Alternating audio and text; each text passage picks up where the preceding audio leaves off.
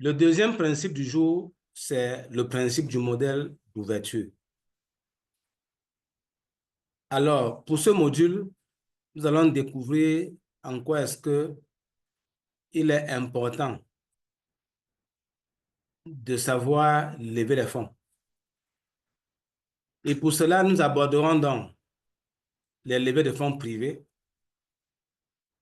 Nous ferons les appels aux institutions d'investissement et on verra ce que c'est que l'appel public à l'épargne.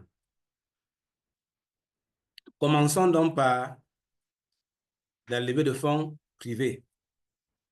Nous vous avons parlé hier du fait que dans la genèse, nous sommes partis de certains antécédents qu'il y a eu dans notre environnement, où des gens ont abusivement, bon, pas abusivement, disons ça comme ça, où des gens ont abusivement accusé les autres. Voilà, là, ça va embrouiller tout le monde. Où des gens ont abusivement accusé les autres, où il y a eu des levées de fonds, des crowdfunding, ça allait dans tous les sens. Il y a eu des fermetures d'entreprises, il y a eu des scandales publics. Je ne vais pas citer les noms, mais les entreprises sont bien connues. Dans tous les cas, dites-vous que quel que soit le scandale qu'il y a eu, c'était des entreprises. Que ce soit l'IEB Limal, c'est une entreprise. Startup Academy, c'est une entreprise. Il y a une banque là, une banque, une microfinance. Non, pas comme ici, pas les... Non, non, non, récemment. Oh, des banques, comment le nom pas? Le nom est parti. Non, pas Sunrun, avant Sunrun. Bon, il y a eu des entreprises qui ont créé des scandales comme ça, qui ont fermé. Il y a eu le CRIFAT qui a levé des fonds. On a même eu la société de développement de Douala, dans la communauté urbaine, qui a levé les fonds à la bourse. Ils voulaient 8 milliards, ils ont eu 5 milliards. Le CRIFAT était autour de 8 milliards. L'IEB-Limal, c'était autour de, j'ai envie de dire, 1500 milliards de francs CFA. Mais il paraît que c'est même 3000 milliards de francs CFA. Bon, ils sont pleins. Donc, face à ça, nous nous sommes dit qu'il était important de rappeler aux gens, c'est un rappel, parce que le capitalisme voudrait que ça fonctionne comme ça. Qu'en tout temps, lorsqu'on veut créer une entreprise, on voit ses amis, on dit, j'ai une entreprise, est-ce que tu veux être mon partenaire? Ou on peut avoir son banquier, son fondeur de pouvoir, on lui dit, si tu connais quelqu'un qui peut mettre un peu d'argent dans mon entreprise, tu le connectes à moi. Et souvent, ça se passe. Le banquier vous connecte à quelqu'un qui veut créer une entreprise. Quand il sait que vous avez de l'argent, surtout vous lui avez dit, que c'est toujours quelqu'un qui veut qu'on mette de l'argent dans l'entreprise, tu nous dis. Donc, du coup, vous devez comprendre que la levée de fonds privés, dans le cas de ce principe d'ouverture de capital, du modèle d'ouverture de capital, ce modèle privilégie une valorisation qui s'adresse à une cible connue, disponible et atteignable lors du premier tour de table. Ce que je vous ai dit, c'est que le tour de table doit être constitué des gens qu'on appelle le noyau dur. Donc, vous devez avoir une familiarité. Ce qui n'est pas ce que dit les livres de gestion. Ce qu'on dit généralement quand on nous forme dans les cours de gestion, c'est qu'une SA, c'est argent pour argent. C'est ce qu'on dit dans les SA. On dit qu'on considère seulement l'argent que tu as mis. C'est comme ça qu'on enseigne les sociétés anonymes dans les écoles de commerce. Et nous, on vous dit, pour le premier tour de table, prenez des gens que vous connaissez. Pourquoi? Parce que vous allez faire un long cheminement avec eux. Si vous vous rappelez ce qu'on a dit comme objectif ou bien ce qu'il faut faire à la fin de ce module, c'est maintenant ce qu'il faut faire là qu'on est en train d'expliquer. Souvenez-vous bien, on a dit ce qu'il faut faire à la fin de ce module, après ce module. Donc, connectez-vous à des gens que vous connaissez. Ça ne doit pas être dans un procès ou au tribunal que vous devez connaître votre actionnaire. Non, vous devez le connaître. Connaître même d'où vient son argent. Ça vous évite les histoires de blanchiment d'argent. C'est important pour le premier tour de table. Bien évidemment, comme on l'a dit, la personne doit être intéressée par votre business. Bon, ceux qui ne sont pas intéressés, oui, c'est possible, on le verra. On les appelle des spéculateurs. On les verra dans le principe de promotion. Bon, là, on verra les spéculateurs dans le mécanisme de promoteur. Copromoteur, spéculateur, mais dans les principes, on verra juste le copromoteur. Mais comprenez que on doit s'adresser à une cible connue, disponible et attirante. Ça veut dire que pour ton ouverture capital, si quelqu'un n'est pas dans un groupe WhatsApp précis, Jean me dit, dans l'argent, je ne prends pas, mais vous comprenez que ce n'est pas une affaire d'argent, c'est une affaire de ressources. Donc, ne soyez pas chanceux à la camerounaise. Il m'a appelé, je ne le connais même pas, vraiment, j'ai pitié, ça l'a intéressé. Et il a dit qu'il mettait un montant. Ne confondez pas le storytelling et la réalité. Le storytelling, c'est que quand on a tout bouclé, on vient maintenant de façon solennelle, et puis le gars solennellement dit, bon, écoutez, moi je prends 20%, alors qu'il y a eu des arrangements pendant 10 ans. Attention, il y a eu des arrangements. Maintenant, en public, on fait les coups d'éclat. Et souvent, on fait les chèques partis, donc ils donnent les chèques solennellement. L'ami, que quelqu'un vous signe un chèque, il y a du chemin là, attention.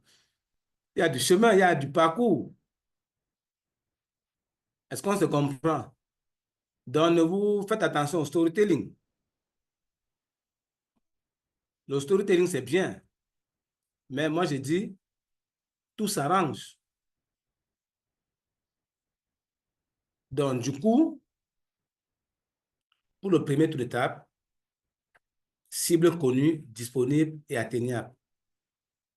Ça favorise l'ancrage. Ça favorise que lorsqu'il met son argent en compte courant, il ne stresse personne après. Puisque cet argent-là, on a dit, c'est un argent qui va être utilisé pour l'augmentation du capital. À défaut, et c'est ce que certains reprochent, par exemple, moi j'ai un grand frère qui reproche à Cofines que Kamdem, j'oublie déjà son nom, c'était un certain Kamdem, son nom est parti, qu'il nous avait appelé que non, on soit actionnaire. Après, il nous a chassés. Puisqu'on dit augmentation de capital, celui qui avait mis 1 million il y a 5 ans, on dit maintenant que le capital augmente, tu dois, pour ne pas disparaître, tu dois mettre 50 millions. Le gars prend 50 millions où? Et du coup, on le sort et on met quelqu'un d'autre à sa place. Et ici, ce n'est même pas sûr que, en tout cas, je parle assez haut. Est-ce que vous avez un problème de volume? Quelqu'un se plaint. Est-ce que quelqu'un peut me confirmer qu'il écoute bien? Moi, j'écoute bien. Et ici, c'est le volume ici, le test de volume est bon. OK. Bon, maintenant, Donc, celui qui se plaint là, c'est Vérel. Essaie de voir le volume à ton niveau. Je ne sais pas trop.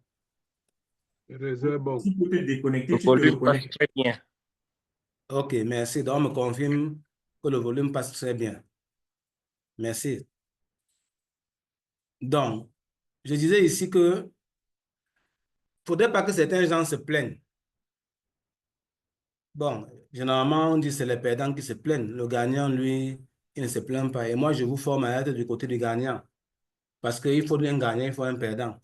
Quand quelqu'un perd, quelqu'un gagne. La vie, c'est un jeu à somme nulle. Écris ça. La vie, c'est un jeu à somme nulle. Comme vous n'écrivez pas, tant pis pour vous aussi, vous devez écrire. La vie, c'est un jeu à somme nulle. Ça va vous éviter chaque temps d'être en train de vous plaindre. Quand vous vous plaignez, c'est que la nature a donné aussi à quelqu'un d'autre. Attendez le prochain tour. Ça revient sur vous. Tirez les leçons, préparez-vous bien. Que quand ça revient, vous ne dormez plus la carte. Parce qu'on peut avoir et on perd. Alors, pour ne pas perdre, il faut savoir garder. Ce n'est pas seulement avoir, il faut aussi savoir le garder. Alors, dans la levée de fonds privés, il faut aussi tenir compte que la règle du remplacement sur la base du profil type est applicable. Parce que comme on va le voir dans la place des parties prenantes, le module 7, il faut savoir identifier et bâtir son réseau, identifier les acteurs, les parties prenantes et construire ce réseau d'acteurs-là. Maintenant, quand on conçoit, vous pouvez penser à quelqu'un en visualisant que, OK, je l'appelle dans mon projet parce qu'il veut qu'il soit le PCA. Après, il vous dit non, il ne veut pas.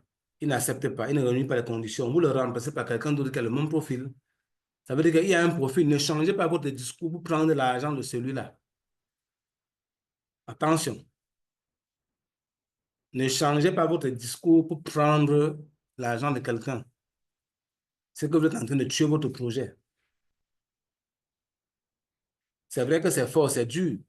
On a vu l'argent, le gars dit qu'il a ça, il a sa mère. Ça ne correspond pas à votre vision. Si vous prenez, vous êtes en train de détruire votre projet. Au contraire, travaillez bien le profil à la base et restez têtu et teigneux. C'est ça la persévérance. Faites la même chose plusieurs fois, répétez. Une goutte d'eau sur un rocher. À force de frapper, ça atterre au rocher. Ça pèse, j'ai dit une goutte d'eau.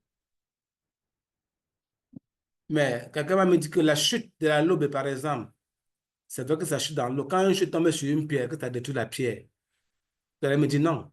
Est-ce que c'est une goutte? C'est pas une goutte. C'est pas ça. Une aiguille te pique, mais si tu mets 100 aiguilles, tu fais ça, est-ce que ça va piquer? Non, ça ne pique pas. C'est pas ça. Mais si c'est une aiguille. Donc, la règle du remplacement sur la base du profil type est applicable. Les personnes ne correspondant pas au profil type sont à éviter. Évitez les personnes qui ne correspondent pas à ce que vous recherchez.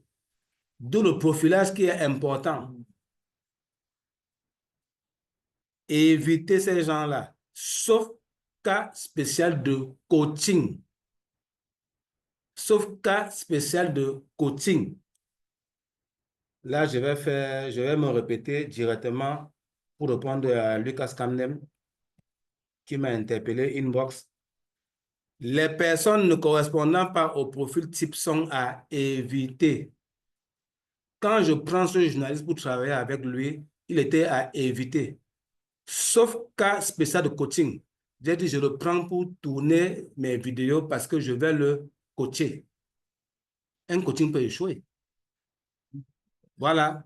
Si ça échoue, je paye les frais. Si ça n'échoue pas, je gagne. Donc, coach, je suis allé vers lui à dessein. Et lui et moi, on a eu à causer. Aujourd'hui, il indexe toute la République pour un contentieux. Je vais gérer. Donc, lorsqu'on fait une action, on ne prend pas les gens au hasard. Les gens ne sont pas pris au hasard. Et je vais me répéter. Tout ce qu'on est en train de dire là, ça part sur la base d'un business plan. C'est ça qu'on codifie dans un business plan. Le business plan de Gloomari n'a pas encore été fait. Ce qui a été fait, on appelle ça le draft zéro. C'était pour te donner le langage. Maintenant, quand on fait ton business plan, il faut déjà que tu sois aguerri sur ce qu'il y aura dans ton business plan, afin d'aller chercher les personnes conséquentes qui vont t'accompagner dans ton projet. Et si tu t'es même trompé sur quelqu'un, reconvertis-le. Si ça échoue, tu le remplaces par quelqu'un d'autre. Est-ce qu'on se comprend? Tu le remplaces par quelqu'un d'autre. Mais ce qui est sûr, les lions ont besoin d'un œuf. Quand on sort au Mambik, ou quand on sort Mabouang, c'est pour mettre Mboma. D'où l'anecdote que me raconte un Nigérian au Nigeria. C'était en 2008. Mon premier voyage au Nigeria pour une mission économique avec la Jeune Chambre internationale. Nous avons une formation qui s'appelait Vous êtes unique. C'est un Nigérian qui nous forme. C'est lui qui attire mon attention sur un fait. Il dit quand Roger Miller est parti, on a dit waouh, qu'est-ce qui va se passer? Qui va maintenant nous marquer les buts? Qui a remplacé Roger Miller en termes de buts marqués? en termes de perspicacité, en termes de... Allez-y. Non. Avant, Samuel Eto'o avec quelqu'un d'autre. Qu'on a découvert pendant le jubilé de Joseph-Antoine Bell au stade de la réunification de l'indépendance. Je suis quand même vieux, je suis âgé. En 1980, voilà, quoi, 16, je ne sais plus. En 1996, un certain Patrick Mboma, le magique Mboma, on ne le connaissait pas. Le gars prenait le ballon dans le camp du Cameroun, dans son camp. Il dribble tout le monde pour aller marquer dans le camp adverse. On ne connaissait pas Patrick Mboma. Et les Blancs, en Europe, on l'appelait déjà Patrick Magique Mboma. Vous imaginez? Et il a remplacé Roger Mila en termes de buts. Donc, c'était le 9 qui mettait les buts, les buts, les buts, les buts. Quand il est parti, qui devait remplacer Patrick Mboma ou Roger Mila? Revenons à l'original. Qui devait remplacer Roger Mila après Mboma? C'est là où vient le Pititi. Avant le Pititi, il y en a eu, hein? Diop. Est-ce que Diop a remplacé Roger Mila? Non. Le Pititi. Souvenez-vous de ce que je suis en train de raconter. Vous êtes unique. Je suis sur une anecdote. Alors, Patrick Mboma était unique. Il driblait, mais pas comme Roger Mila. Et il n'entrait pas en fin du match. Bon, Roger Mila n'est pas toujours entré en fin du match, mais on le connaît. Sa célébrité, c'est qu'il entre en fin de match. Et il fait le match quand il entre en fin du match. Patrick Mboma entrait, il jouait tout le temps, il driblait et il marquait. Le Pititi, vous l'avez connu, tous les gens de cette génération le connaissent bien. C'est autre chose.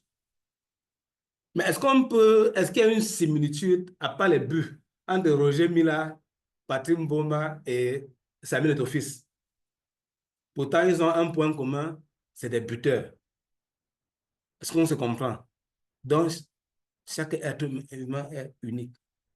Quand vous faites dans votre business plan, pensez à faire des profils. C'est une veste. Si ça n'en va sur quelqu'un, on dit les bons comptes font les bons amis. Tu passes ta route. Est-ce qu'on se comprend? Ce n'est pas évident. Mais je vous ai aussi dit hier que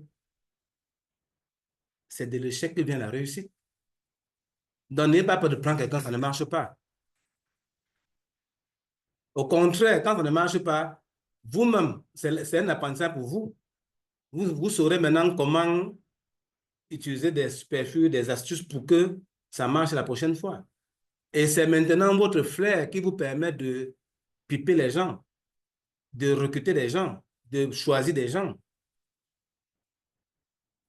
Parce qu'à chaque temps, si vous devez faire 10 personnes pour avoir une personne, ça fait 10 énergies. Si pour recruter un directeur général, on doit auditer 100 directeurs généraux et les écouter, ça coûte. Il faudrait que sur 2 ou 3 personnes, bim, bingo, on a l'oiseau rare. C'est pour ça que dès la base, on met un filtre.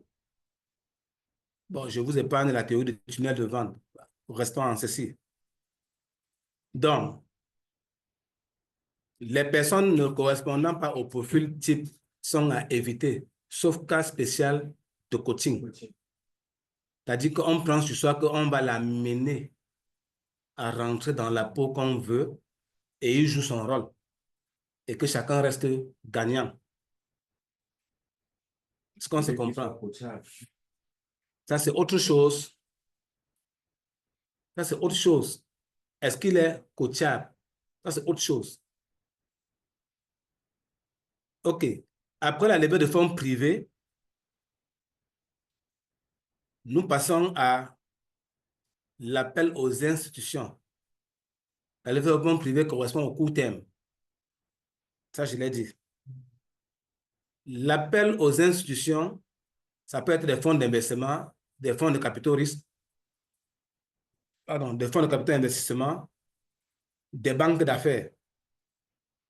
Nos banques locales ne prennent pas les actions dans les entreprises parce que ce ne sont pas les banques d'affaires. Ce n'est pas leur vocation. Ce sont des banques commerciales, ce sont des caisses. Ce sont des caisses publiques, c'est tout. Banque à guichet. Ce sont des banques à guichet. Ce modèle que nous vous présentons aujourd'hui privilégie une valorisation qui s'adresse à une cible d'institutions recrutées et intéressées lors du deuxième tour de table. Donc, lors du deuxième tour de table, nous allons prendre des institutions. Si parmi les gens qui sont au premier tour de table, qui étaient des personnes privées, des individus, j'ai oublié de le dire, ça doit être des individus, pas d'institutions. Premier tour de table. Premier tour de table, c'est des individus, des personnes privées. Des gens que vous connaissez. Le noyau dur ou noyau central, pour utiliser l'expression du coach Cascamdem. Donc, je disais, s'il y a des personnes dans le premier tour de table qui veulent chasser, comme on dit souvent à la tontine, qui veulent encore prendre des actions au deuxième tour de table. Parce que, comme je l'ai dit, celui qui détient les actions, c'était un porteur. Il faisait du portage. Il libère une partie des actions qui lui appartiennent ou une partie des droits qui lui appartiennent. Il vend ses droits. Parce que lorsqu'on fait le deuxième tour de table ou l'augmentation de capital ou l'ouverture de capital, ça peut être une ouverture après augmentation de capital. Attention. Parce qu'on fait l'ouverture pour avoir de l'argent dans la société. Il faut qu'on se comprenne aussi bien. C'est vrai que ça ne va pas être évident. Parce qu'à côté de ça, il y a le second marché dans une bourse, qu'on appelle ici le marché B, ou la salle B. Qu'est-ce qu'on appelle le second marché, qui est un marché où on échange les actions qui sont déjà créées. Il y a le marché A, où on crée des actions. Et pour une société qui existe déjà, elle peut créer des actions nouvelles. Ça, c'est vraiment le droit de société. Ça, c'est la finance pure. Mais vous allez vous habituer. On vous donne une formation d'investisseur. C'est la preuve de t'employer. Qui peut le plus pour le monde? Mais si tu es employé et quand tu entends que répondre pas d'investissement, tu te lèves, tu pars. Tu dis que vos choses de riches là, excusez-moi. Je peux faire la CNPS.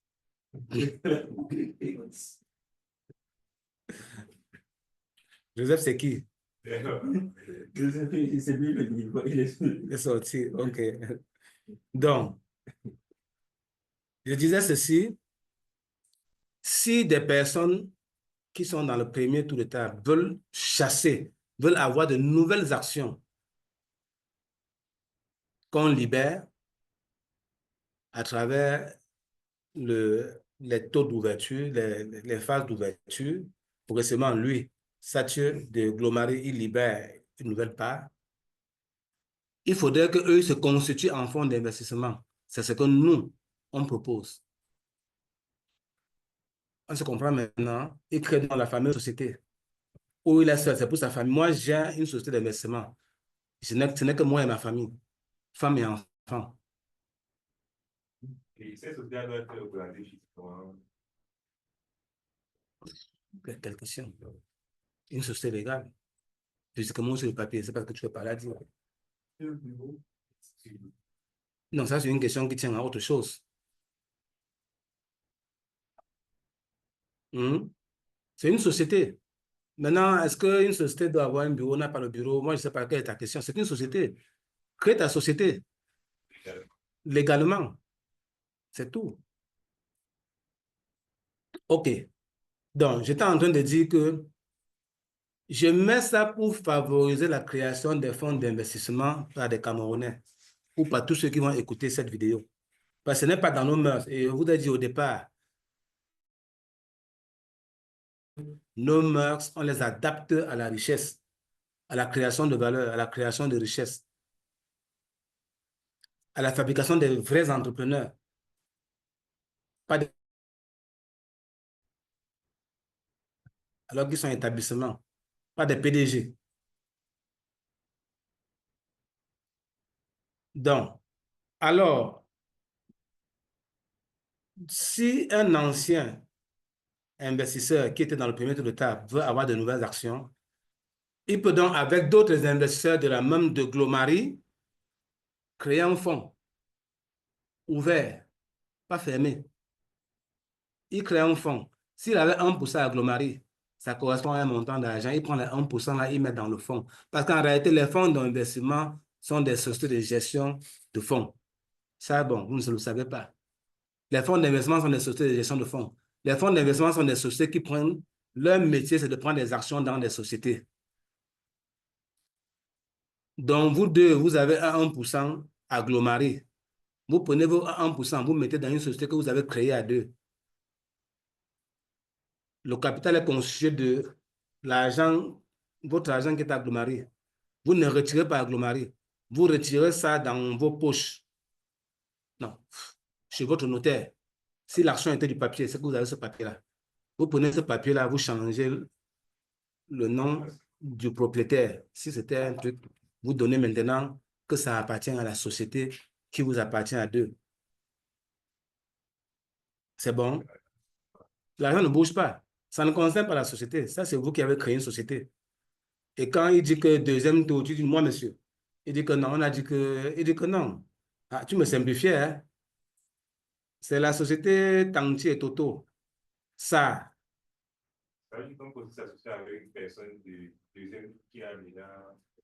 Il n'a pas encore entré au deuxième tour. On est à l'ouverture au deuxième tour. On n'a pas encore ouvert. On n'a pas encore vendu. On prépare pour vendre. On n'a pas encore vendu. Donc, restons encore au premier tour. Donc, en conséquence, j'ai dit c'est un fonds qui doit être ouvert.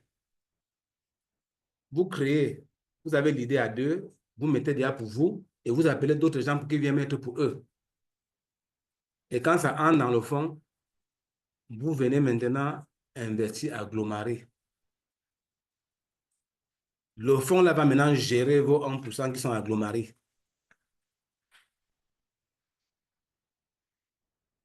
Comme, non, pas comme. Les nouveaux, c'est qu'ils vont acheter. Ils donnent l'argent dans le fonds achète.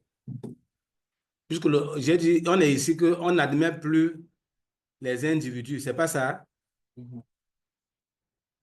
Appel au... Ça peut être une entreprise et une entreprise et une institution. Appel aux institutions, fonds d'investissement. Donc, votre société doit être un fonds ou une société d'investissement. Une société qui est seulement là pour investir, ne fait rien d'autre que les investissements. Est-ce qu'on se comprend? Donc, alors, j'ai dit c'est un fonds ouvert. Vous admettez que d'autres personnes viennent et je profite pour vous dire comment ça fonctionne.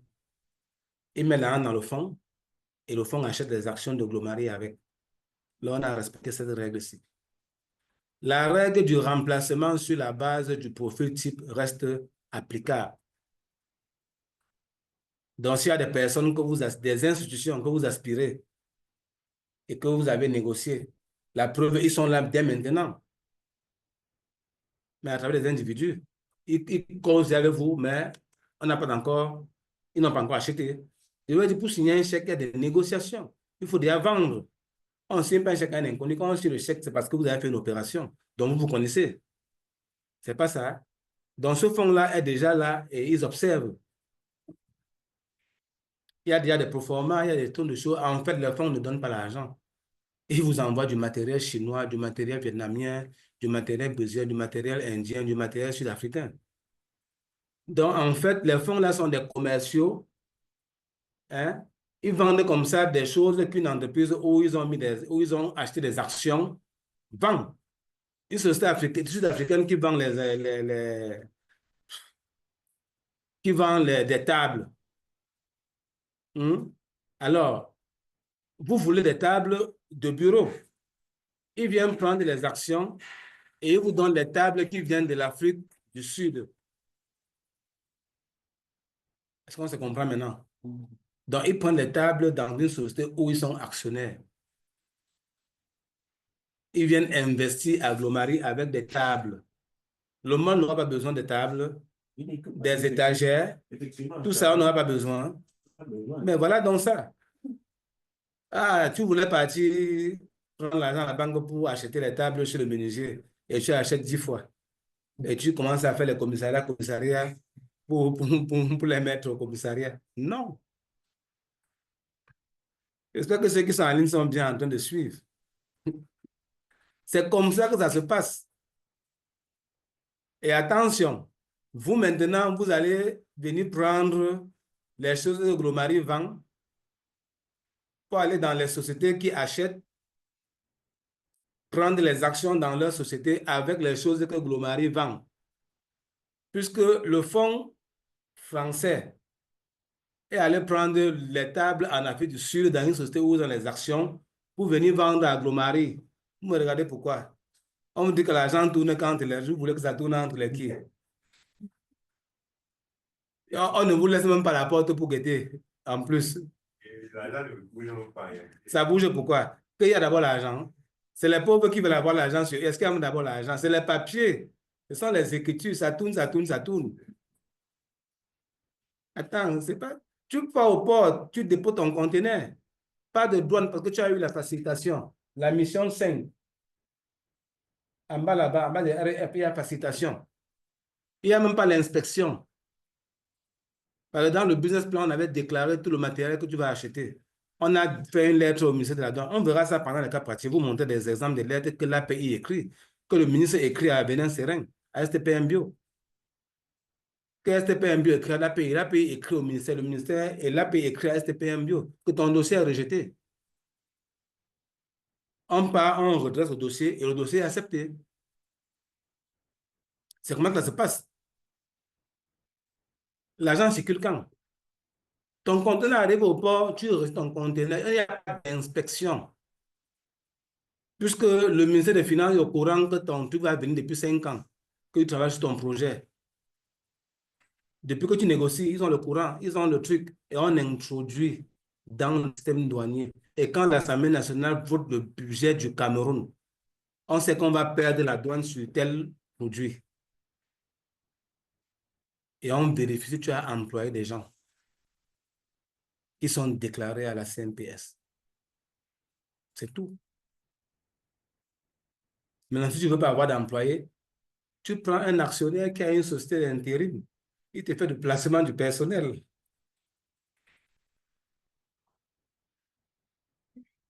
Et tes bureaux sont pleins, les gens travaillent. Mais personne n'est employé chez toi. Vous croyez que Orange a des employés? Minami, mon œil. Vous croyez que... Non.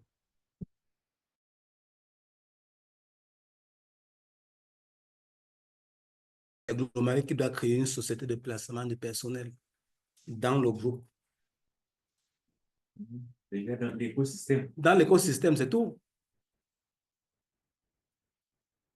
Alors, il est recommandé c'est le troisième point, il est recommandé la constitution d'un fonds privé, que j'ai déjà tout expliqué, et ouvert, j'ai déjà expliqué ça. Ça s'appelle les SICAF ou les fonds communs de placement, les sociétés d'investissement à capitaux variables, les fonds communs de placement.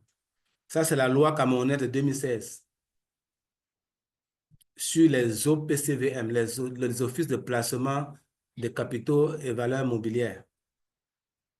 Simplement, la loi de 2016. Donc, c'est depuis 2016 que les lois permettent que le Cameroun se développe. Donc, ceux qui se plaignent qu'on n'est pas développé, là, ils se plaignent. Quelqu'un n'a pas la voiture, tu te plains qu'il n'utilise pas le carburant. On demande même, s'il n'a pas de voiture, tu te plains qu'il n'est pas au carburant, que non, il ne vient jamais chez toi. Tu es quoi? Tu vends le carburant. Il vient chez toi, donc faire quoi si tu viens vendre le carburant? Hmm?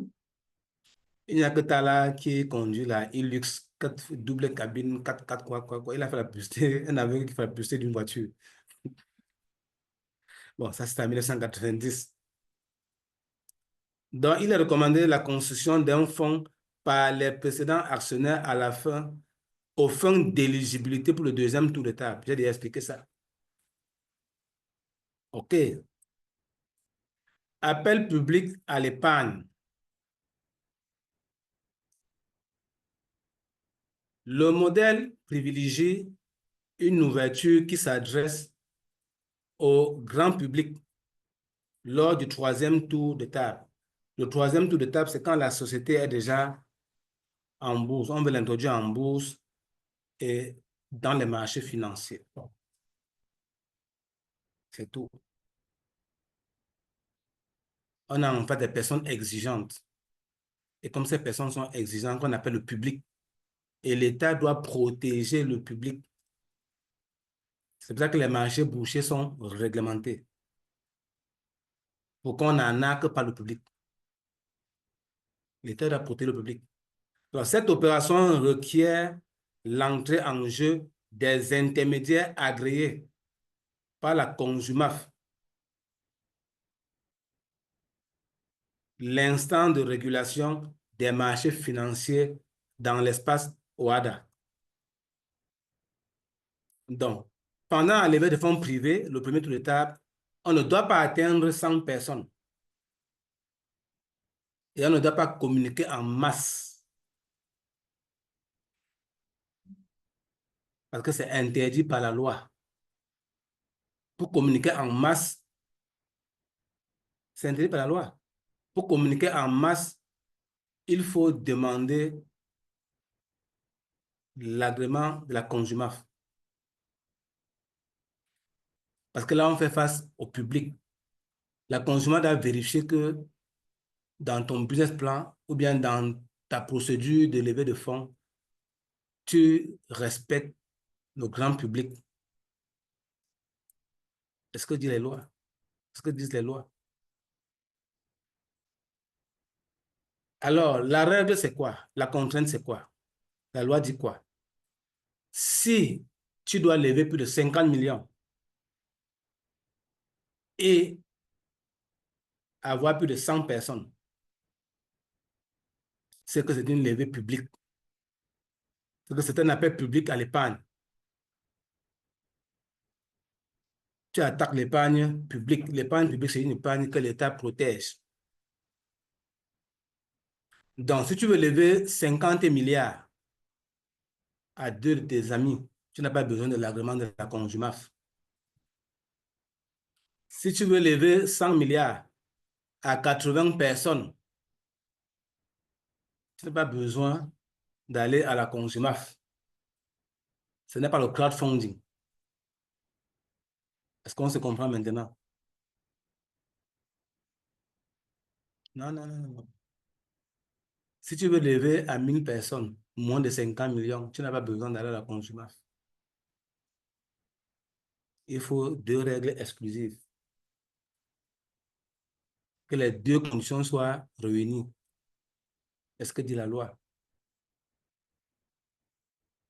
Donc, à lever le premier tour de table. Et maintenant, en termes de communication,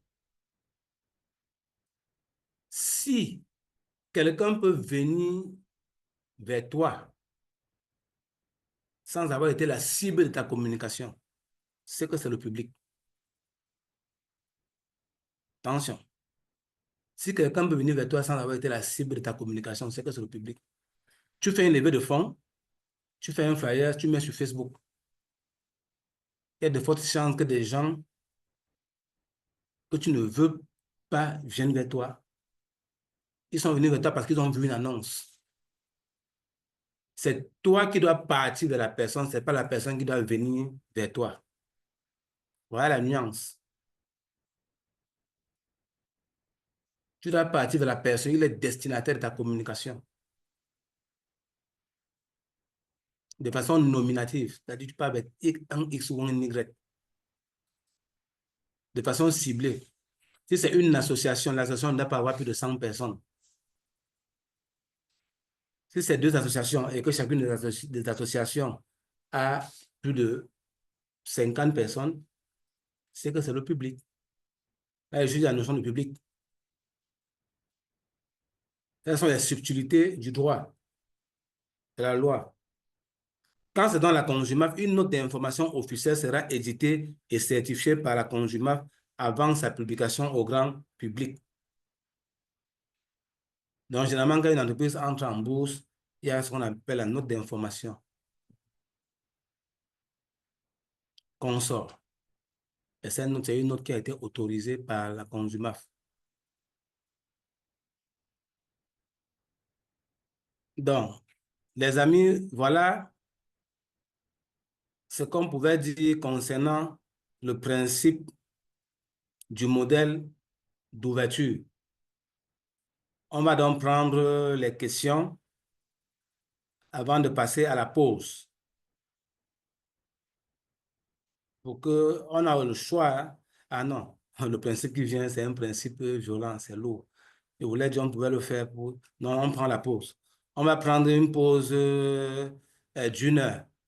Mais on va d'abord parler sur questions-réponses avant de prendre la pause.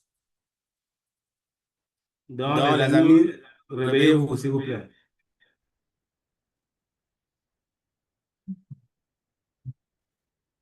Oui, est-ce que vous avez des questions? Est-ce que vous avez des interventions particulières, quelque chose à ajouter, des appréciations par rapport à cette première partie? Oui, Eliane a levé la main. Oui, Eliane, tu as la parole. Oui, coach, merci de m'avoir passé la parole. S'il vous plaît, monsieur l'ambassadeur, est-ce que vous avez parlé de l'entrée en bourse des nouvelles entreprises? Est-ce que c'est toutes les entreprises qui peuvent être introduites en bourse? Oui, c'est toutes les entreprises qui réunissent ces conditions. OK. Et toutes les conditions, quelles sont les conditions? Je n'ai pas bien suivi les conditions d'entrée en bourse. Oui, posez la question dans le groupe WhatsApp, s'il vous plaît. Écrivez dans le groupe WhatsApp, je vais envoyer le document. Je vais mettre un article D'accord. et j'envoie le règlement du 24 avril 2025. D'accord, merci. Merci pour la question. Qui d'autre? Mais on retient quand même qu'il y a ils appellent ça quoi, chambre, j'oublie le nom. Il y a disons, la salle E, je crois. Il y a la salle E, qui est la salle des PME. C'est une salle, je crois qu'ailleurs, il n'y a pas ça.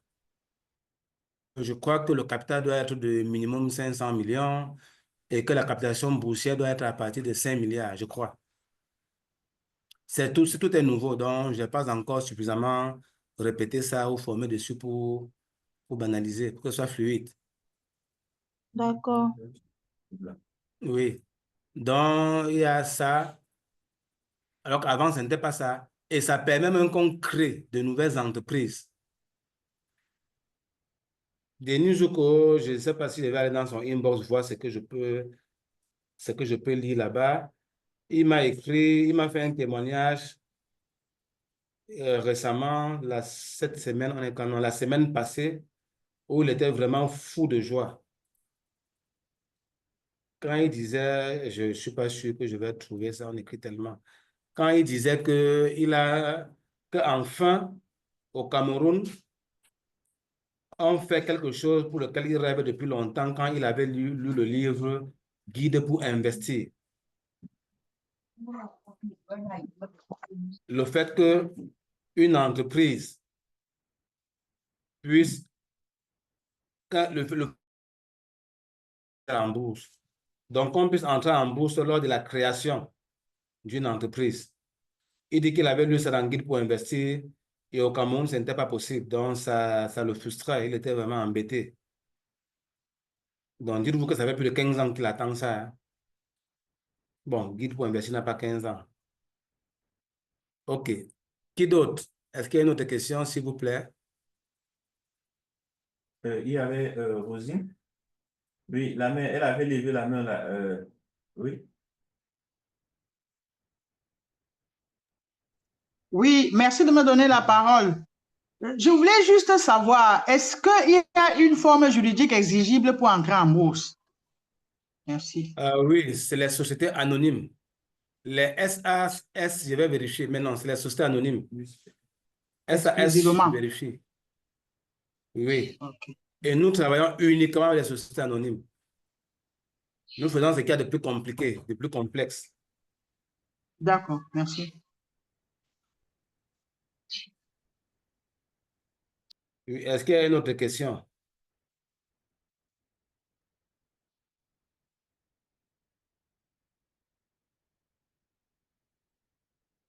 Bon, on va faire un tour de table. Hein. Si les gens ne veulent pas parler, on va permettre à tout le monde de parler. Achille, vas-y. Et tu vérifies si quelqu'un fuit, on va l'appeler, il va parler, on va enregistrer. Donc, personne ne sort. OK. Bon, déjà, pour le tour de table, euh, on va commencer par Séraphin. Oui, pour le tour de table, on va commencer par Séraphin. Oui. Arrête ton micro. Oui, Séraphin, tu as la parole. Ok, merci beaucoup, coach. Merci, mon ambassadeur. En fait, je n'ai pas de questions pour le moment, mais je pense plutôt que je suis satisfait de, de la brillante Ok, exposé de l'ambassadeur. Merci. ok. À qui le tour? Merci, Séraphin. Bon. Après Séraphin, bon, on va prendre le, le grand PDG de B-Solution. Oui, hein, Docteur Adama. Adamba. Oui, Adamba. Ok, pardon. Oui, tu as la parole. Merci, Monsieur Sathieu. Bonjour à vous, PDG de Glomari. Merci. Et je dois dire que je n'ai pas voulu faire de bruit, mais comme avec le numérique, c'est difficile de s'éclipser. Vous avez su que j'étais là. Je suis en train de travailler sur un autre dossier que je dois faire évoluer dans quelques heures, dont je ne peux pas intervenir. J'écoute au moins 2 oreilles. Et la raison de ma présence, c'est d'abord pour accompagner nos partenaires M2B, qui est un partenaire très, très, très stratégique pour notre économie au Cameroun et en Afrique. Et maintenant, je pense que du mieux que je peux, je devrais pouvoir, si j'étais satisfait, je devrais pouvoir l'accompagner partout où il va. Parce que je pense que ce qui est utile pour B-Solution est utile pour la plupart des Camerounais. Et je me dois, si je ne peux pas payer la note pour eux, au moins mettre une note d'encouragement d'une manière ou d'une autre en tout cas. Je n'ai pas pu le faire à Kribi parce que la semaine était très saturée. Et vous avez remarqué qu'ici, j'assiste à la première partie. Après la pause, je suis indisponible. C'est dû au fait que je suis en train de travailler. Donc, je salue personnellement l'ambassadeur de l'entrepreneuriat, M. Rolin Foucault, pour tout ce grand ouvrage qui est là-bas vraiment pour nous. Merci. Merci beaucoup. Ok, merci, docteur. Merci. Je, je quitte en disant encore une fois de plus, merci, monsieur le PDG de Glomari. C'est simplement superbe. Moi, je n'ai plus de questions à poser parce que j'ai déjà avalé la pilule. Donc, merci à tous. Ok, merci, merci. Oui, merci bien. Merci beaucoup pour le soutien, mon grand. Merci beaucoup. Merci vraiment. Merci. Et bien évidemment, c'est B-Solution qui va électrifier le grand monde de Glomari. Allons-y. En réalité, c'est ça. C'est ça le but même. Superbe. Ok, Ça sera cool. surprotégé, pas de problème d'énergie, les serveurs et tout. Parfait, c'est bon. Justement. En tout cas, nous en parlerons le PDG au temps opportun. Je suis tout à la lettre. Ok. Ok, pas de souci, mon grand. Merci. À qui le tour? Vérel. Docteur Love n'est pas disponible, donc c'est pour ça qu'elle ne peut pas intervenir. Ok, c'est pas grave. Oui, il y a Vérel.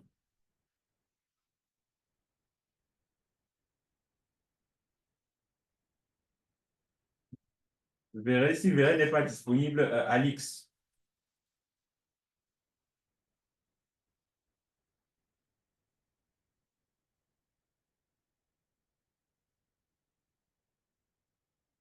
Oui, Alex, tu peux écrire dans le chat box ou dans le groupe WhatsApp.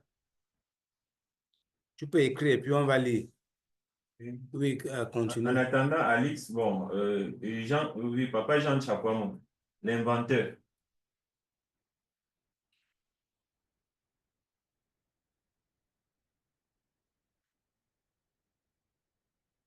Il n'est pas disponible. Bon. Certainement, lui aussi, il n'est pas disponible. Si on revient dans la salle, on pourra prendre Junior. Non, on peut gérer pour le soir. Il y a Eliane. Eliane, c'est une nouvelle main. Non, Eliane a déjà parlé, je crois. Bon, Eliane, il faut prendre Eliane et Rosine. Non, bon, Eliane, vas-y, elle a bien levé la main. Oui, Eliane. Oui, mon ambassadeur, je voulais aussi revenir sur le profil, parce que j'ai aimé ce que vous avez dit là, qu'on ne doit pas forcer un profil parce qu'il y a de l'argent. Et ce sont des erreurs que nous commettons. Nous avons déjà un profil, par exemple dans PCA, mais ça ne correspond pas à ce que nous voulons, qu'il peut apporter peut-être un peu d'argent.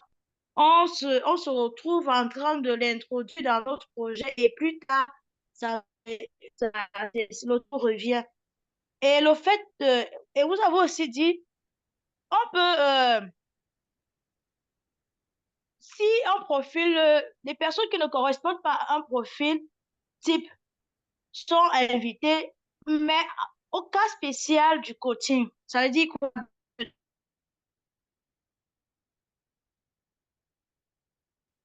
Ah, donc c'est ça votre... On peut... Oui, je demande si le coaching, ça veut dire qu'une formation, on peut l'amener à devenir, on peut le former et lui donner peut-être la forme que nous voulons. Parce que j'ai une question que je pose. Bon, je dis n'importe quoi, je prends peut-être un exemple où on voulait peut-être des hôtesses et la personne ne correspond pas, mais vous pouvez former la personne à devenir une hôtesse professionnelle. Faire très attention. Donc, cherchez des gens. Bon, j'ai compris votre question. Hein. J'ai compris votre question. Et c'est qu'il y a une question sur le coaching. C'est que le coaching? Et pour vous répondre, je vais faire passer 2 vidéos. Donc, permettez que je partage mon écran. Après, je mettrai ces vidéos-là. Si vous me rappelez, je vais les mettre dans le groupe. Si vous ne me rappelez pas, si vous oubliez, moi aussi, j'oublie. Donc, là, ça va faire mal nul. Bon, pas forcément, Eliane, tout le monde peut me rappeler cela après. Donc, voilà la vidéo. Suivez-la attentivement. Qui l'ont déjà fait. Le deuxième type de personne qui est fondamental, c'est votre segment clientèle. C'est-à-dire les gens pour qui vous vous levez le matin et pour qui vous faites tout ça. Notamment, n'écoutez jamais des gens qui ne sont pas dans le segment clientèle. Par exemple, récemment, une de nos startups a fait un outil de RH. Donc leur segment clientèle, c'est les RH. Une autre de nos startups leur a dit « Votre homepage, elle n'est pas claire. J'ai rien compris. » L'entrepreneur s'est senti tout mal, s'est dit « Ah mince, il faut que je travaille sur ma homepage. » Voilà ce que j'ai dit aux 2 entrepreneurs. Celui qui a donné le feedback, je lui ai dit d'aller faire une boîte plutôt que de donner des feedbacks débiles. Parce que de toute évidence, il n'était pas RH. Donc quand on n'est pas la cible et quand on n'a jamais été RH, on n'a rien de pertinent à dire à quelqu'un qui est en train de faire une boîte dans la RH. Et alors toutes ces histoires de « il faut que votre start-up soit compréhensible en moins de 30 secondes par n'importe qui » et notamment un gamin de 4 ans, je sais pas d'où ces histoires circulent dans l'écosystème, mais c'est absurde. Si vous faites un logiciel de maths fondamentale pour des mathématiciens, je serais rassuré qu'un gamin de 4 ans ne comprenne pas en 30 secondes ce que vous êtes en train de faire. Parce que de toute évidence, ce n'est pas votre segment, les gamins de 4 ans. Donc, être obsédé par à qui on parle pour savoir... Par contre, si vous faites un logiciel de maths fondamentale et que les mathématiciens ne comprennent rien à ce que vous faites, là, vous vous inquiétez très fort. Et oui, les mathématiciens doivent comprendre en moins de 30 secondes ce que vous faites. S'il y a besoin de plus de 30 secondes pour quelqu'un qui est votre cible pour comprendre ce que vous faites, vous avez perdu. Donc attention, c'est subtil cette histoire de 30 secondes et cette histoire de pitch. C'est pas universel. C'est pas n'importe qui doit, quand je pitch, c'est pas n'importe qui doit me comprendre. Non. C'est quand je pitch, les gens à qui je pitch doivent me comprendre. Ça veut aussi dire donc qu'on a besoin d'un pitch pour les dîners en ville. Parce qu'effectivement, quand on explique à ses parents ce qu'on fait, ou quand on explique à ses amis ce qu'on fait. Donc, Eliane, ça veut dire que on doit préparer son public à écouter le discours qu'on a préparé pour notre public. Et quand quelqu'un, l'hôtesse ou qui que ce soit, n'est pas éligible pour être dans le public, il faut aussi le former pour qu'il soit dans le public avant qu'on ne passe le message. Donc, il y a deux choses, être la cible et recevoir la communication, qui est l'ouverture de capital. Et il y a une deuxième chose, c'est amener quelqu'un à être la cible. C'est quand on amène quelqu'un à être la cible, c'est ça qu'on appelle coacher. Et dès qu'il a réussi à être la cible, maintenant, il bénéficie de ce qu'on devait donner à la cible. Et c'est que là, c'est toujours légèrement flou, mais il y a une deuxième vidéo qui va vous permettre de mieux comprendre. Laissons couler celle-ci tout de même. On ne veut pas les assommer. Donc c'est pas mal d'avoir une version grand public, mais c'est pas le focus. Et concernant la start-up en question qui a reçu ce feedback et qui a stressé, je lui ai dit, la seule chose qui compte, c'est quel est ton taux de conversion sur ta homepage. Est-ce que plus de la moitié des gens qui sont des RH qui arrivent sur ta homepage, donc généralement les gens échouent parce qu'ils ne sont pas devant leur cible. Quand ils sont devant la cible, le taux de conversion est élevé. Mais quand tu n'es pas devant la cible, c'est normal qu'il y ait du bruit. C'est-à-dire qu'il y a vraiment un nuage qui ne concerne pas le sujet, pas le bruit. Et ça fait un voile. Finalement, on ne voit plus l'objet pour lequel on était en train de travailler. On ne sait plus de quoi est-ce qu'on parlait. On s'égare dans son projet. Alors, pour ne pas s'égarer dans son projet, on va donc suivre la vidéo qui suit. C'est que ce que ces gens-là auraient dû faire, c'est qu'ils auraient dû raconter l'histoire que ces gens-là avaient envie d'entendre pour pouvoir avoir l'argent et faire la vraie histoire. Et ne surtout pas raconter l'histoire qu'ils avaient envie de raconter eux. Donc, il dit ici, pour avoir l'argent, le gars aurait dû dire ce que le public voulait écouter, au lieu de dire ce qu'il venait dire. Il faut bien suivre. Je vais peut-être reprendre. Parce qu'après, il y a un jeu de mots là, je vais tout expliquer si je ne fais pas cette nuance dès le départ. Il dit, supposez que c'est de l'argent, puis qu'on parle de levée de fonds. Pour avoir l'argent, il dit, ces gars auraient dû dire ce que le public voulait écouter. Et si quelqu'un s'arrête là-bas, il va dire, ben voilà, il faut aller à la pêche avec quoi? Le ver de terre. Pour donner au poisson ce que le poisson veut. Est-ce que c'est le poisson que toi, tu veux? Est-ce que c'est le poisson que nous voulons?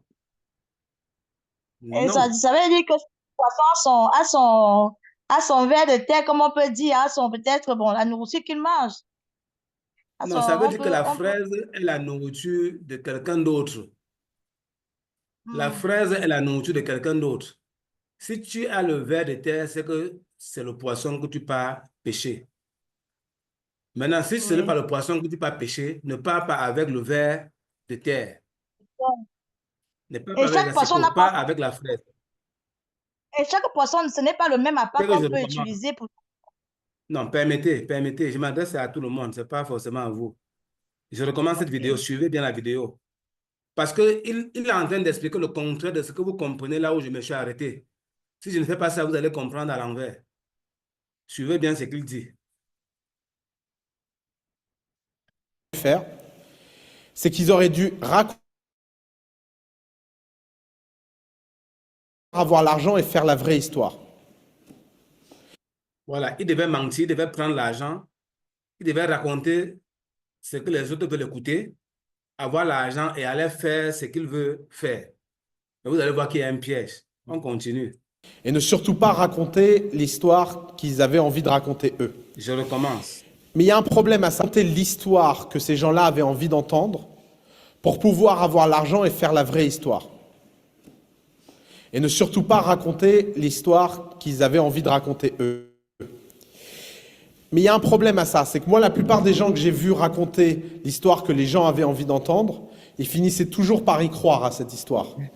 C'est extrêmement dur, en fait, d'être vraiment... Est-ce que vous avez vu là où il y a le piège? Tu dis aux gens ce qu'ils veulent écouter, ils te donnent l'argent pour que tu aies fait ce que tu voulais. Mais il te dit que généralement, quand tu prends l'argent, finalement, tu fais ce que les autres veulent. Et ton projet, basta. Et tous les codes que tu as mis dans ton projet, les stratégies, la vision. Les gens te disent que non, vraiment, moi j'écoute, je comprends, mais tu veux combien? Non, non, petit, je t'ai toujours dit que j'ai confiance en toi. Comment tu... Donc tu ne suis ton grand, non, on se connaît depuis. Au commissariat, même l'inspecteur dit que mais vous êtes sûr que les gens qui se connaissent se sont même connus un jour. Parce qu'ils comprennent toujours vite. Ils ne te laissent pas parler, il a compris, alors qu'il n'a rien compris. On va y arriver. Allons-y. Histoire que les gens avaient envie d'entendre, ils finissaient toujours par y croire à cette histoire. C'est extrêmement dur, en fait, d'être vraiment schizophrène. C'est que vous devez apprendre cette schizophrénie. Donc la troisième type de personne dont vous devez écouter les feedbacks sont l'ensemble des gens dont votre vie dépend.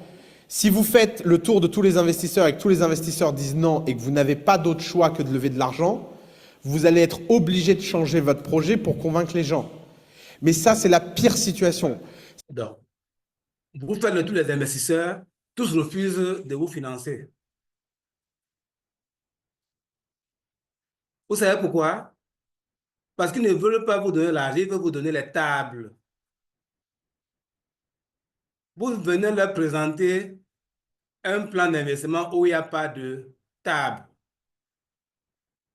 Après, non, le fonds ne finance que les blancs. Il ne finance pas les noirs. Vous voulez les tables, oui, ils vont vous financer. Donc, quand les gens partent dans leur tête, qu'est-ce qu'ils attendent? L'argent. Pourquoi est-ce qu'il y a des fonds verts? Il y a des ONG qui disent que non, non, on ne fait que dans l'environnement. Pourquoi? Mais parce qu'ils ont des bailleurs de fonds qui leur donnent l'argent pour l'environnement. Un fonds d'investissement a aussi un patron, hein, parce qu'un fonds d'investissement lève les fonds. Tout à l'heure, quand j'ai dit que vous deux pouvez créer un fonds avec vos 1%. Mais comment vous faites pour que les autres viennent mettre leur argent? Ça s'appelle quoi? La levée de fonds.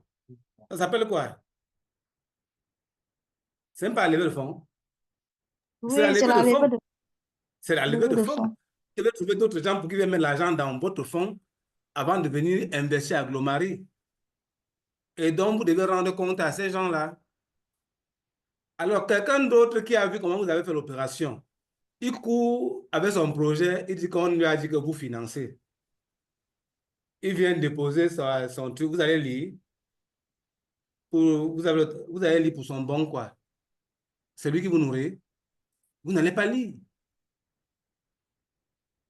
Donc, il y a des gens qui passent leur temps à déposer les projets de financement dans les banques, les microfinances, sans chercher à savoir cette microfinance-ci. On appelle ça le benchmarking. C'est-à-dire que telle microfinance est à vocation quoi? Telle banque est à vocation quoi? Quoi et quoi? Chaque banque a le secteur qu'il finance en fonction de là où ses clients sont. Vous voulez qu'une banque aille financer un secteur où tous les mouvements d'argent ne vont pas revenir chez elle? Non. Je parle des banques locales. Le fonds de roulement, parce qu'elle finance le fonds de roulement. Elle ne va pas financer les employés alors que le salaire des employés est dans une... On te donne le crédit, tu viens, tu retires l'argent, tu ne peux pas payer les employés, ils prennent l'argent, ils peuvent te garder dans une autre banque. C'est facile, non? Wow. C'est trop facile, ça. La vie est facile, là. Ça, c'est le paradis. Donc, allons-y, je rentre un peu pour qu'on écoute, pour que ne vous égarez pas. De l'argent, vous allez être obligé de changer votre projet pour convaincre les gens. Mais ça, c'est la pire situation. Si vous pouvez éviter au maximum de rentrer dans cette catégorie-là, vous serez toujours mieux. Et n'hésitez jamais, vous savez, vaut mieux ne pas faire un projet que mal le faire. Et des fois, bah, simplement, les écosystèmes ne sont pas pertinents. Palantir, ça pouvait être créé que dans la vallée parce qu'il y avait besoin de trop de capital. Ces gens-là auraient dû déménager plutôt que se morfondre et devenir aigris. Passez du temps à lire ce qui a été fait avant vous. Ce sera jamais perdu. C'est inspirant, c'est enthousiasmant, ça crée les bons réflexes. À force de lire la même chose écrite par 200 personnes différentes, on finit par y croire et on finit par en être convaincu, forcément. Et ça ne peut pas être une mauvaise chose. Mais vous devez comprendre que le monde a changé sur les 5 dernières années et il a changé de façon fondamentale. Donc je vais essayer de vous donner les caractéristiques de ce qui a changé. Ça vous permettra de trier les gens qui l'ont déjà fait et de savoir, quand les gens qui l'ont déjà fait vous parlent, est-ce qu'ils sont pertinents ou pas. Si je peux vous encourager à vous méfier d'une certaine catégorie de personnes, c'est les gens de la bulle. Les gens de la bulle sont tous les gens qui ont gagné de l'argent dans l'Internet entre 1995 et 2001. C'est des gens extrêmement dangereux d'un point de vue transmission du savoir. Oui, parce que ce qu'ils ont vécu à l'époque, ce n'est plus valable aujourd'hui, ce n'est plus un environnement propice. Et dans la suite, ça c'est un essai, dans la suite, il raconte comment, ça c'est un Français, un Libano-Français qui vient, on l'a chassé en France, tellement il insultait les Français. Tellement il insulte les Français qui ne savent pas faire des affaires. Il insulte, tu bien qu'on l'a chassé, on lui a collé les redressements fiscaux, tout. On lui colle les redressements fiscal. Il dit au public français, à l'État français, que allez-y, si vous avez raison et qu'il faut vous donner 8 000 euros, je fais 2 conférences, je vous donne 8 000 euros. Il a du bas, il est tranquille. Il dit, je dis, ok les gars, qui veut causer avec moi 30 minutes, 40 millions, vous allez voir. En 3 jours, les gens viennent, je cause avec eux 30 minutes, ils me donnent l'argent, je paye ce que vous mettez sur ma tête. Affaire réglée. C'est un gars qui a levé 1 million d'euros à 12 ans. 1 million d'euros. À 12 ans. Il s'appelle Osama Oumar. Osama Oumar. Attends. 12 millions. 1 million. Il avait Oui. 12 ans, monsieur l'ambassadeur. Pardon? Quand il avait 12 ans, À 12 ans, il a vendu pour 1 million d'euros, même pas levé. 1 million d'euros. c'est pas possible. Tapez ça sur Google. Donc, je disais quoi? Donc, il est en train de nous dire ici que ne faut surtout pas changer son discours parce qu'on veut suivre quelqu'un. Ton discours n'est que la quintessence de quelque chose de plus profond. Mais comme les gens croient que le business plan, c'est un document que tu as déposé à la banque de 30 pages, le banquier a pris, photocopié, allé donner à son frère de tricher ton projet. Du coup, quand tu expliques ton projet, les gens croient que l'explication de ton projet est ton projet. Non. L'explication d'un projet n'est pas le projet. Quand on écrit un projet, ça tourne dans les 700 pages. Maintenant, tu vas parler pendant combien de temps pour que les gens puissent rattraper tout ce que tu as mis dans 700 pages? Ce n'est pas possible. Donc, en fait, c'est ça. Donc, je ne sais pas, je répondais à la question d'Eliane qui avait un deuxième volet que certainement j'ai égaré. Ok, le coaching. Même le coaching, j'ai expliqué. Le coaching, c'est d'amener quelqu'un à être la cible, à correspondre à quelque chose que tu as préparé pour lui. Et ce qui est embêtant avec moi, par exemple, quand je prépare quelque chose pour quelqu'un, je l'amène à prendre. Quand il ne prend pas, j'insiste. Parce que quand il ne sait pas généralement, après 2 ans, il comprend. Il est dans le regret. Maintenant, il veut. Toi, tu es passé à autre chose. Tu fais comment? Répondant à ma question. Tu fais comment? Maintenant, tu es le gars méchant, tu es le gars à détester. En fait, tu dois t'arranger pour qu'il prenne. Parce que quand il ne prend pas, il va revenir. Tu auras maintenant mal pour un humain qui se retrouve dans une situation que tu aurais pu résoudre.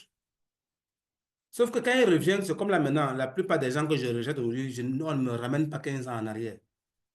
Je dis non, je ne supporte pas que quelqu'un me ramène 15 ans en arrière. Écoute, meurs. On ne peut pas être docteur, fait tout. Tu vas mourir.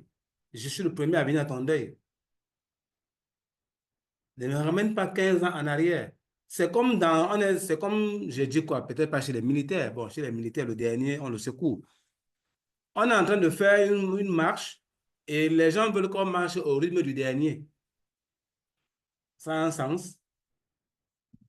Alors, qu'est-ce qu'on fait? on doit amener le dernier à se surpasser ou pas? On doit le porter ou pas? Ou bien on doit rester à son rythme? Non, ça n'a pas de sens. On doit l'amener à se surpasser. On doit le tirer, merci. C'est pour ça qu'avant d'aller faire l'armée, on fait des examens médicaux pour savoir si tu peux tenir dans l'armée. Il y a certaines choses avant de faire, on vérifie. Avant de vous donner le crédit bancaire, est-ce que vous savez comment on fait le bilan de santé? Et comment vous prend l'assurance vie? C'est-à-dire, on prend le bilan de santé pour être sûr que vous êtes en santé, que vous n'allez pas mourir. Et on prend l'assurance vie pour être sûr que si vous mourrez, la banque est remboursée. Donc, même pour avoir le crédit, il faut être en santé.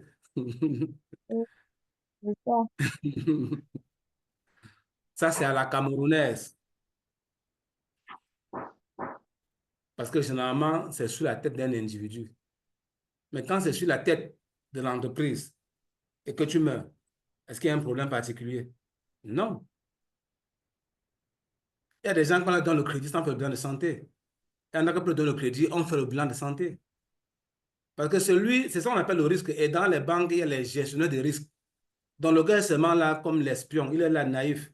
Quand on fait n'importe quoi, il est seulement là, il regarde, il cherche là où l'homme qui parle là, il cherche là où tu as caché quelque chose que d'autres ne vont pas voir. C'est pour ça que pour un dossier avec un titre foncier bidon, on te donne le crédit. Pour un dossier bizarre, on te dit, mon ami, apporte un titre foncier. Tu apportes, on dit que non, on veut droit là où Yaoundé, où tu laisses.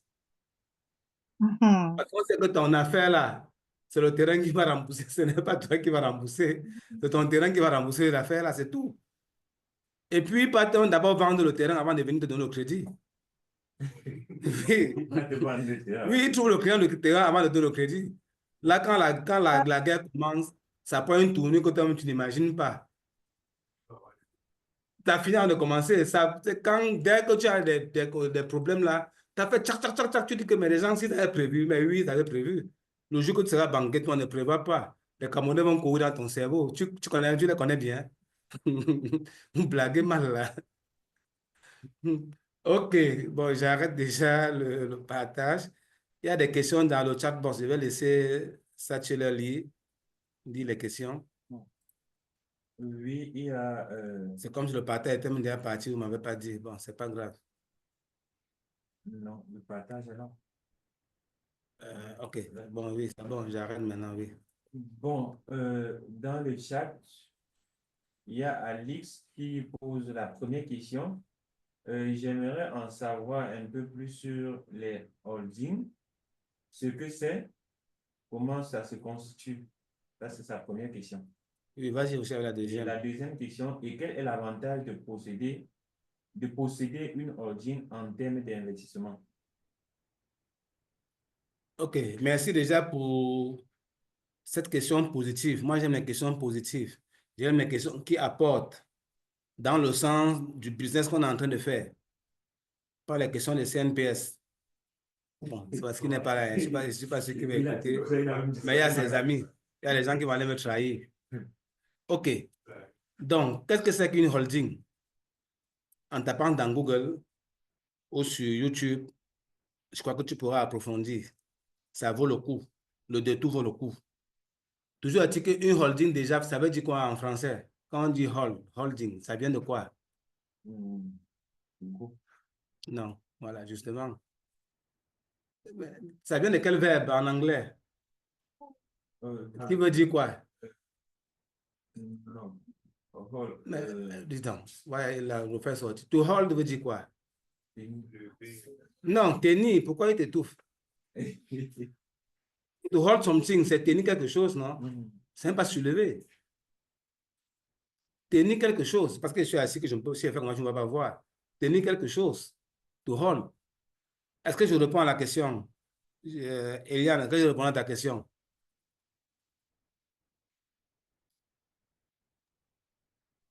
J'ai eu la connaissance, ce n'était pas ma question, mais je suis satisfait de la réponse. Merci. Ah bon, non, Alex, oui, non, Alex a dit qu'il ne peut pas parler. Ok, excusez-moi. Ok, bon, je continue. Il ne peut pas parler, oui, ok. Donc, holding veut dire c'est la société qui tient.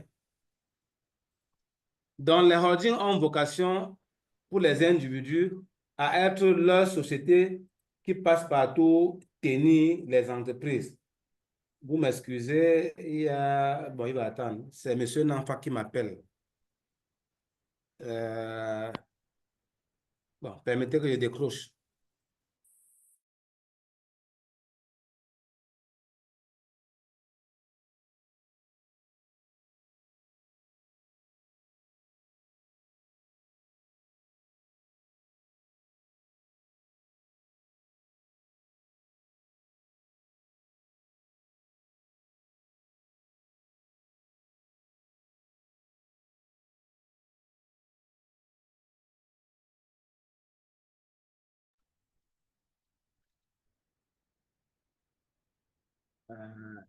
Là, il va être aux États-Unis.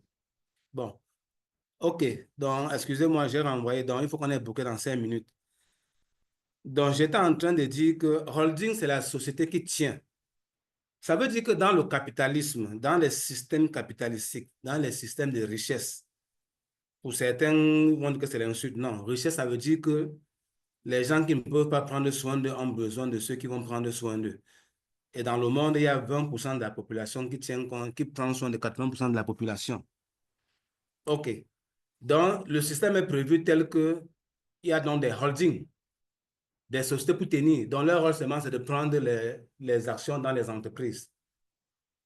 Alors, comment ça se constitue? Ça se constitue que dans le cas de cette formation avec Glomari, je vous ai dit, prenez des actions à Glomari et au deuxième tour de table, mettez cette action-là dans un fonds.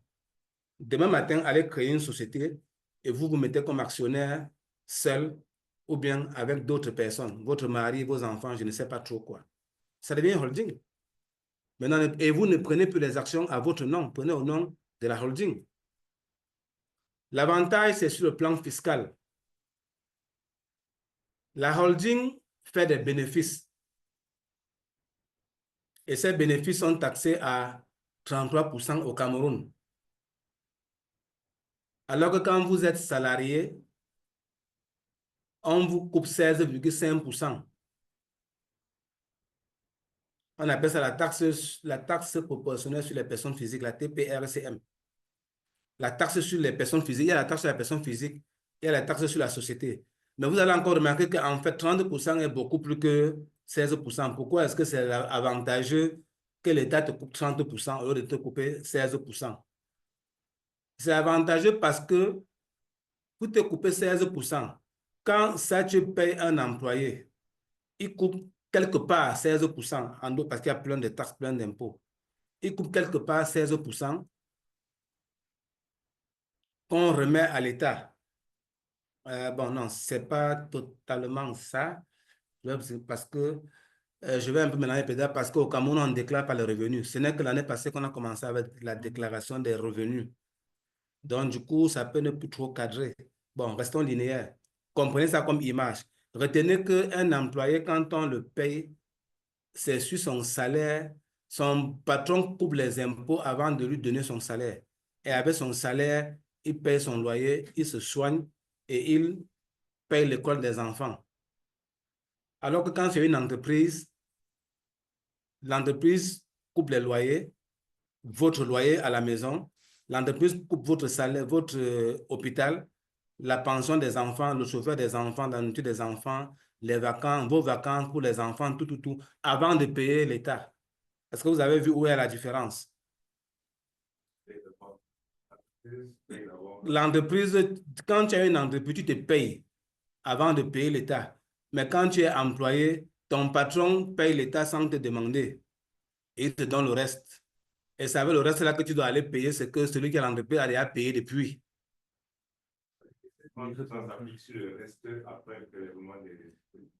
Ça veut dire que les chefs d'entreprise, les patrons vivent avant que l'État... Et le reste, ils donnent pour l'État sur le reste. Et l'autre, il garde. Alors que les employés, l'État prend d'abord pour lui. Et ils vivent avec le reste. C'est différent. Prenons 10 millions. Un employé gagne 10 millions. C'est simple. Avec les 10 millions, il paie son loyer 2 millions. Il paye tout. Et finalement, il épargne 2 millions. Alors qu'un patron qui gagne 10 millions, sur les 10 millions, il paye 33% à l'État. Ça fait combien? Ça fait un tiers, ça fait 3 millions, n'est-ce pas? Et il gagne 7 millions. Maintenant, faites ça à l'échelle beaucoup. C'est violent. Bon, ça, ce n'est que l'un des avantages, mais c'est vraiment linéaire. Regardez les images. Maintenant, l'autre avantage, c'est que les holdings, généralement, on les crée dans les paradis fiscaux. Les paradis fiscaux, c'est les pays où les 30% que je vous ai dit là, ça n'existe même pas. C'est-à-dire, quand une entreprise fait le bénéfice, c'est pour toi et pour toi.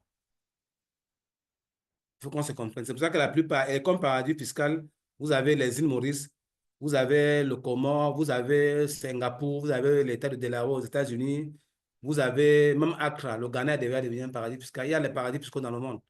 Là où vous verrez les grands, le Luxembourg, les pays où les grandes entreprises au monde ont leur siège. Et le siège, la procédure qui disait qu'il faut avoir les bureaux, il y a plein d'entreprises qui ont 0 bureau. C'est juste le nom. À l'époque, quand Afilan a eu un scandale en RDC, il y a eu un reportage sur Afilan où on dit que la société là-même, c'est un bureau, c'est une adresse en Suisse. On est parti là-bas, il n'y a personne dedans. Donc, j'ai dit à quelqu'un 5 minutes, les amis, excusez-moi, je vais l'appeler. Et du coup, on se reprend tout à l'heure après la pause, s'il vous plaît. Donc, à tout à l'heure. Nous avons 1 heure. Merci à tout le monde. Merci, ambassadeur. Merci, merci, l'ambassadeur. Merci. Tout à l'heure. Et merci au PDG de Glomari. Merci à tous. Ah, c'est à M. Andaba. On va déjà couper le micro. Merci, Maman Rosine.